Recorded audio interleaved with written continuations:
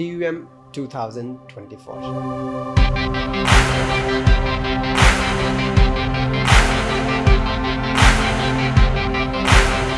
35 kilometres और 50 kilometres, ये दोनों कैटेगरी की रेसेस आपको चैलेंज करेंगी in ways that you not have even thought of. I'm not wanting to scare you. I'm not wanting for you to be afraid of any of it. But I'm trying to tell you, अगर आपने अच्छे से plan नहीं किया तो हो सकता है कि आपका सेलिब्रेशन थोड़ा सफरिंग ज़्यादा हो, सेलिब्रेशन कम। लेकिन उसके लिए हम यहाँ पे हैं आपके साथ। मैं हूँ विकास, एक और रेस की पेसिंग स्ट्रैटेजी बट रादर पूरी रेसिंग स्ट्रैटेजी के बारे में बातें करने के लिए। अगर आप मुंबई से हो या नियर बाई एरिया से हो और अगर लोनावला की बात आती है तो पहली चीज़ जो हमारे दिमाग में होती है, टाइगर पॉइंट जाएंगे, लाइम्स पॉइंट जाएंगे, मैगी खाएंगे, भूसरी डैम जाएंगे, कार में चिल करेंगे, करेक्ट। एट बेस्ट मॉनसून में जाके वहाँ थोड़ा तफरी करते हैं। लेकिन आज हम उसकी बात नहीं कर रहे हैं। आज हम रेस पेसेस के बारे में बात करेंगे, बट मोर इम्पॉर्टेंटली हम पूरी रेस को स्ट्रैटेजाइज कैसे करना है उसके बारे में बात करेंगे। तो शुरू करते हैं। सबसे पहले जो मैं बात करना चाहता हूँ वो है कि आप लोनावला पहुँचने के पहले कैसे प्लान करें। ये ऐसी रेस नहीं है कि आप सुबह उठे और जाके आपने दौड़ना शुरू किया। इसके लिए आपको कुछ प्रिपरेशंस लगेंगी और उसके बारे में मैं आपको बताना चाहता हूँ। हम लोग कोर्स पर गए, वहाँ पर दौड़ के आए और एक्सपीरियंस किया क्या ऑन ग्राउंड सिचुएशन है। नंबर 1, ये थोड़ा चिली होता है। सुबह आप 15 डिग्री के आसपास एक्सपेक्ट करें, 14 से 15 डिग्री, और थोड़ा ड्यू भी होगा और उसकी वजह से आपको ज़्यादा चिली फील हो सकता है। इसके लिए आपको ये ध्यान रखना है कि जब तक आप अपनी रेस ना शुरू करें तब तक कुछ आप वार्म पहन के रखें।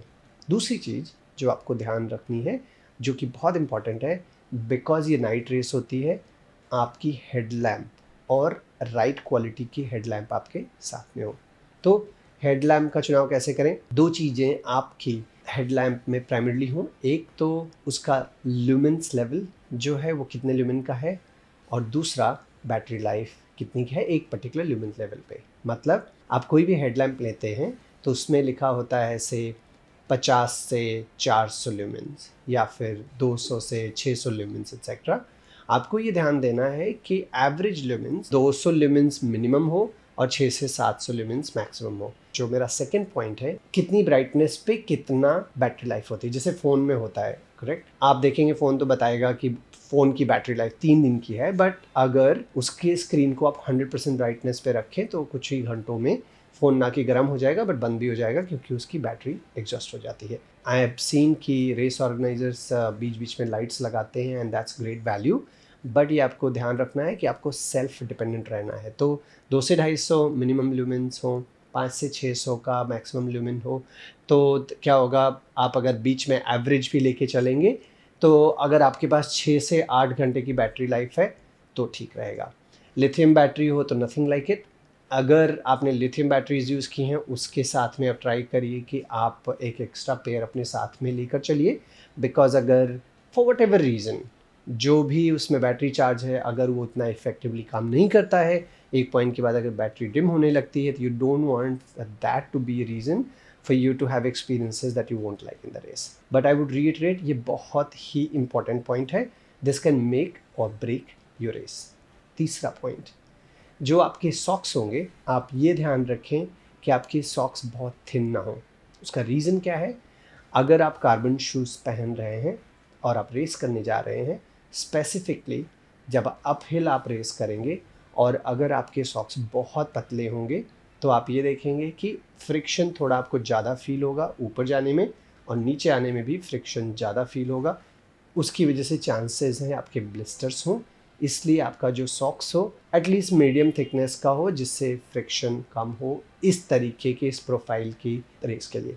नेक्स्ट पॉइंट जो कि और इम्पॉर्टेंट है, अपना न्यूट्रिशन कार्ब लोडिंग की जो प्लानिंग है वो आप खुद करके आइए। एक दिन पहले आप अपना कर्ड, ओट्स, बनाना, डेट्स से लेकर जो भी कुछ आप लाना चाहते हैं आप एक दिन पहले लेकर आइए। सैशे में प्रोटीन आप लेके आ सकते हैं एक्सेट्रा, जिससे कि वो आपके पास डिपेंडेंसी किसी और के साथ ना हो। और वहाँ पे लिमिटेड रिसोर्सेज होते हैं नेचर के आसपास, तो आपको ऐसा नहीं कि आपके फेवरेट ब्रांड का वहाँ पे प्रोटीन बार और for that matter any protein bar you are going to gate.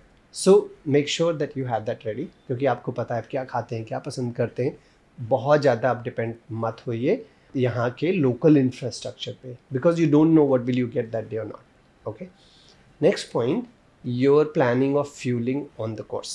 I am sure आपने ट्रेनिंग में फ्यूल किया होगा अपने आप को sufficiently. I am not talking about water and hydration. Weather ठंडा होगा तो आपका वाटर कंजम्पशन इतना ज़्यादा नहीं होगा, और जो भी आपको कंजम्पशन चाहिए होगा, ऑर्गेनाइजर्स बहुत अच्छी तरीके से ऑर्गेनाइज करते हैं आपको वाटर, इलेक्ट्रोलाइट्स, हाइड्रेशन। तो आपको वाटर और हाइड्रेशन की इतनी प्लानिंग करने की ज़रूरत नहीं है, लेकिन आपको प्लान करना है आपके एनर्जी जेल्स, आपके च्यूई गम्स, या फिर carbohydrate bars, some protein bars even, without having a lot of fiber. How do you plan it? You plan on a per hour basis. अगर आपको लग रहा है कि आप अपनी रेस 5 घंटे में कंप्लीट करेंगे, फॉर एग्जांपल, पर आवर करीब 80 ग्राम का कार्बोहाइड्रेट आप स्टॉक कर लेकर चलिए। मतलब 5 घंटे की रेस है तो आप 400 ग्राम कार्बोहाइड्रेट की प्लानिंग कर लीजिए। पहले 1 घंटे का जो फ्यूल है वो आप ब्रेकफास्ट करके निकाल देंगे, के बाद जो 4 घंटे वाला है वो 80 इंटू 4 320 ग्राम आपको कैरी करना पड़ेगा। अगर आप सिप जेल लेके जा रहे हैं, मोस्टली जो जेल्स मिलती हैं इंडिया में वो आपकी होती हैं करीब 20 से 25 ग्राम कार्बोहाइड्रेट। अगर आपको 300 से 350 ग्राम लेकर जाना है तो आप देखेंगे आपको 15 से 18 जेल्स लेकर जानी पड़ेंगी। Instead what you can do, gel लीजिए, जेल के साथ में कुछ च्यूगम्स लीजिए जो भी आप ट्रेनिंग में आप खा रहे हैं, और उसके साथ में कुछ रियल फूड ले सकते हैं। Unless you are going all out incline पे, आप उसको डाइजेस्ट भी कर सकते हैं। जो भी आपको अच्छा लगता है, जो भी आपने ट्रेनिंग में खाया है, ये याद रखिए मैं आपको पर आवर के बेसिस पे बता रहा हूँ। अगर आप 3 घंटे में फिनिश कर रहे हैं रेस तो मेक श्योर कि आप 240 ग्राम ट्राई करके ले जा सकते हैं। I am talking about optimal. ये भी आप कर सकते हैं कि उसमें से आप कुछ लेकर जाएंगे और कुछ आपको रूट पे मिलेगा, वो वहाँ से खा सकते हैं, लेकिन मैं ऐसा नहीं करना चाहूँगा। मैं खुद पूरी तैयारी करके लेकर जाता हूँ, तो आई विल सजेस्ट कि आप भी तैयारी करके जाएं। जो वहाँ मिलेगा that's an added advantage. Next, shoes selection. मैंने पहले थोड़ा सा बताया, carbon shoes are perfect for this race, because हम लोग पूरी रेस पे, पूरे रूट पे गए। रोड की कंडीशन बहुत अच्छी है। एटलीस्ट अगर आप 50 किलोमीटर के लिए जा रहे हैं तो 19 किलोमीटर तक, जब तक आप राइट टर्न नहीं लेते हैं, और वहाँ पे जो साइड रोड है थोड़ा सा अनस्टेबल है, बट उसमें भी आपको ज़्यादा प्रॉब्लम नहीं आएगी अगर आपने लाइट ऑन कर रखी है। तो अगर आपको लगता है कि उसमें आपने ट्रेन नहीं किया है, रेसिंग के लिए आप रेडी नहीं है, तो जो भी आपके शूज़ हैं वो आप पहन कर जा सकते हैं। अब चलते हैं हम रेस की तरफ। जो पहले 5 किलोमीटर्स हैं, जब तक आप NS शिवाजी तक नहीं पहुंचते हैं, उसके फुट तक 5-5.5 किलोमीटर तक आप देखेंगे बहुत ही सिंपल सी रोड है। थोड़ा एक आध आपको कुछ स्टेप्स का इंक्लाइन आ सकता है, तो आप क्या कर सकते हैं, यहाँ पे स्टार्ट में बॉडी को वार्म अप होने दीजिए। अगर आपके पास थोड़ा स्पीड है आप ये अचीव यहाँ पे कर सकते हैं, बट ये ध्यान रखिए आप जिस भी स्पीड से जाना चाहते हैं, अगर आपने हार्ट रेट अपना देखा है पहले, आप ट्राई करिए 60-65% से ऊपर आप मत जाइए, बिकॉज पहली चीज़ तो ये कोल्ड है और दूसरी चीज़ फ्लैट है।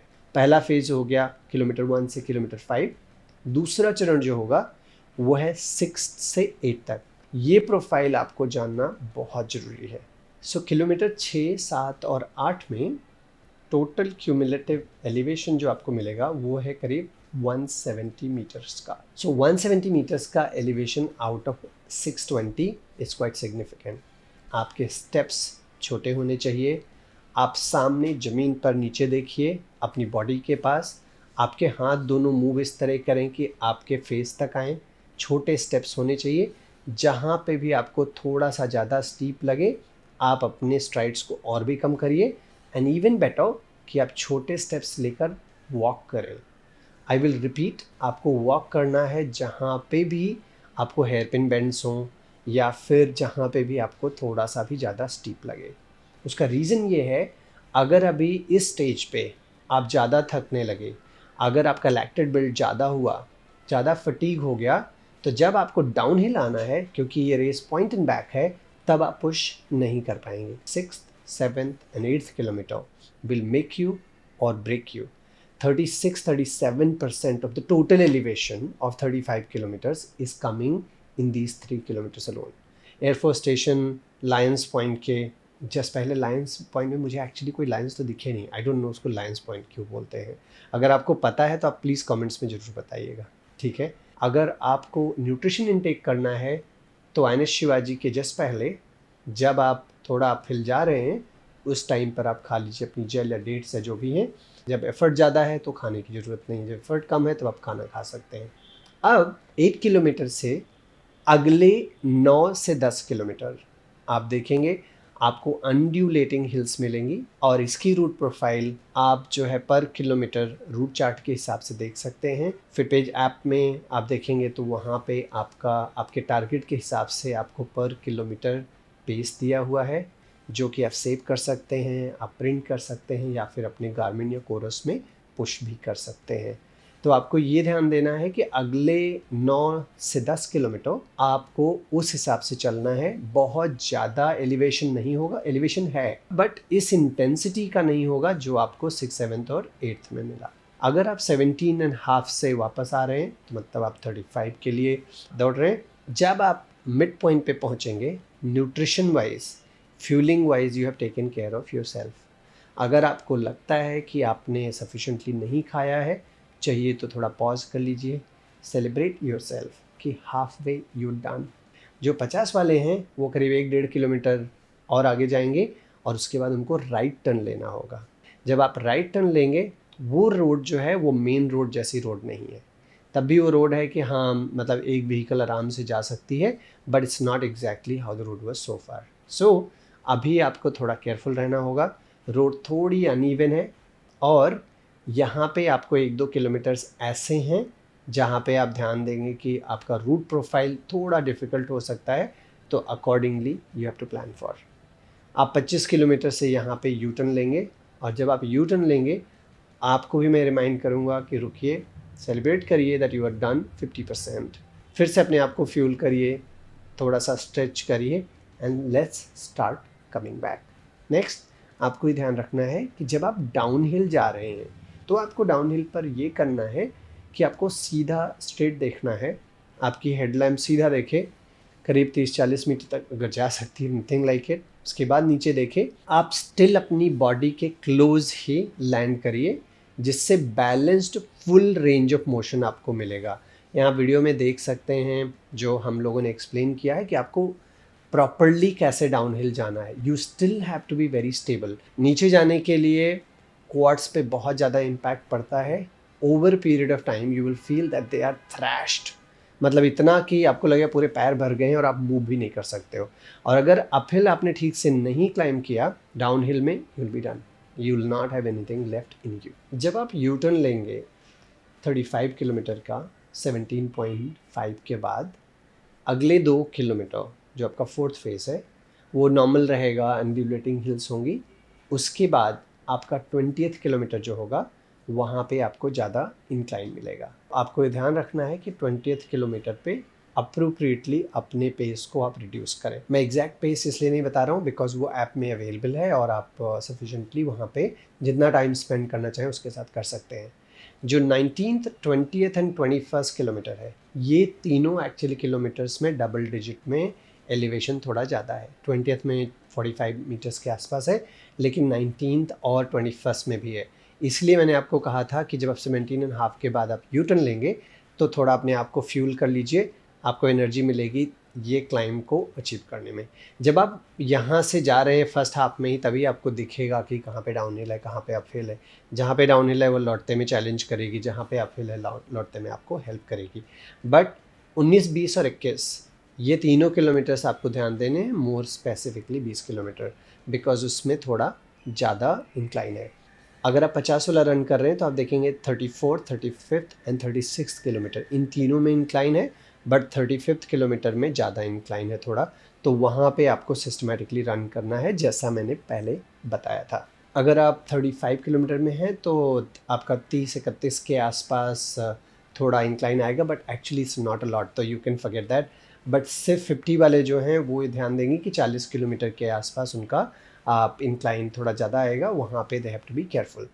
अगर आप 35 में हैं और आप 30 तक आ चुके हैं, तो अभी आप INS शिवाजी के पास पहुंच चुके होंगे। उसके बाद वाला जो कोर्स है ऑलमोस्ट फ्लैटिश है, तो आप वहाँ पे पेस कर सकते हैं जहाँ पे चाहिए। ऑलमोस्ट आपको नॉर्मल रूट की प्रोफाइल की रेस लगेगी, रोड कोई भी सिटी रेस हो उसके जैसी आपको फील आएगी।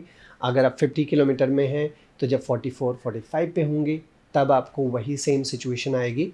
अभी आपको क्या करना है, अगर आपके पास कैफ़ीन जेल है तब आप 5 से 6 किलोमीटर पहले लें, और बिकॉज़ आप डाउनहिल आ रहे हैं तो आप जहाँ चाहिए वहाँ पे ले सकते हैं। बिकॉज़ आप डाउनहिल आ रहे हैं, आपका एफर्ट इतना ज़्यादा स्ट्रॉन्ग नहीं है ऑन योर हार्ट, सो आप डाइजेस्ट भी अच्छे से फूड को कर सकते हैं। इनफैक्ट मैं ये सजेस्ट करूँगा कि जितना ज़्यादा आप न्यूट्रिशन सेकेंड हाफ में रेस के ले सकते हैं उतना बढ़िया है।